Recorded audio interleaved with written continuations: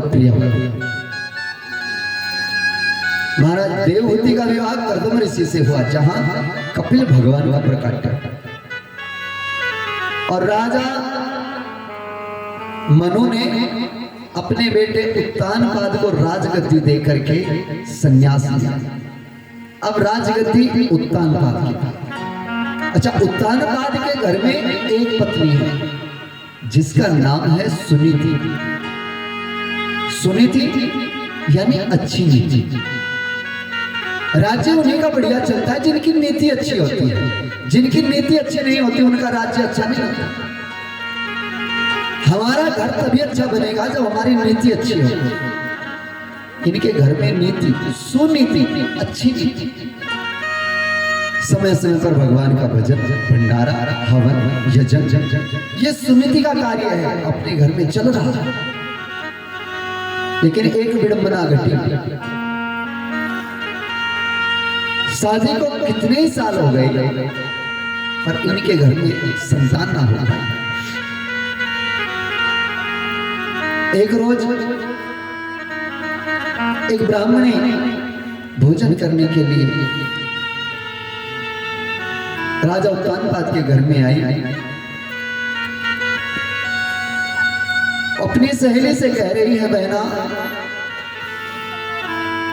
भगवान से नित्य प्रार्थना करते हैं महाराज के घर में कोई संतान हो जाए, पर कोई संतान नहीं हो पा रहा। हमारा आगे क्या होगा? हमारे महाराज का वंश कैसे चलेगा? हो ना हो राजा को दूसरा विवाह कर लेना चाहिए। अब ये बातें सुनीति को सुनी तो सुनीति ने राजा उत्तानपाद से कहा, हे महाराज मैं आपसे कुछ मांगू तो आप दोगे?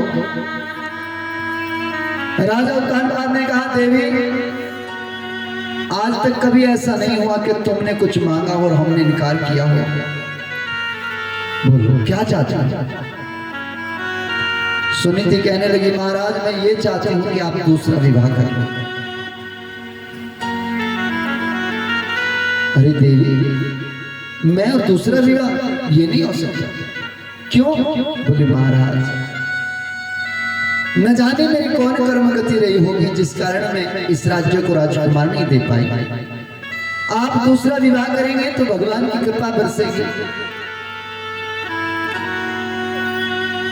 क्योंकि राजा का कर्तव्य होता है। राजा अकेले घर का जिम्मेवार नहीं होता, पूरी प्रजा का जिम्मेवार होता है।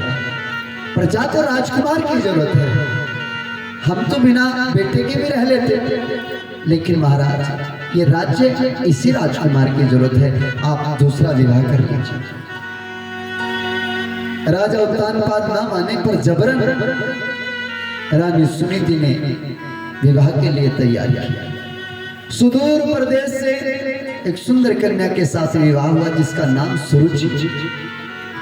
सुरुचि से विवाह करके राजा उत्तानपाद जैसे घर आए तो रानी सुनीति आरती का थाल लेकर के वर वधू का स्वागत कर। जैसे स्वागत हो रहा था तो तुरंत ही राजा के मुख से निकल गया, सुरुचि ये हमारी पटरानी है सुनीति, इन्हीं के कारण तुम इस घर में आए। अब जैसे ही सुना सुरुचि को कि ये पटरानी है तो राजा का हाथ छोड़ा और पालकी में जाके बैठे। पीछे पीछे राजा उत्तानपाद ने, देवी क्या हुआ, तुम यहाँ क्यों आ गई? सुरुचि कहने लगी, महाराज जब आपके घर में पहले से ही पत्नी है मुझे क्यों लेके आए?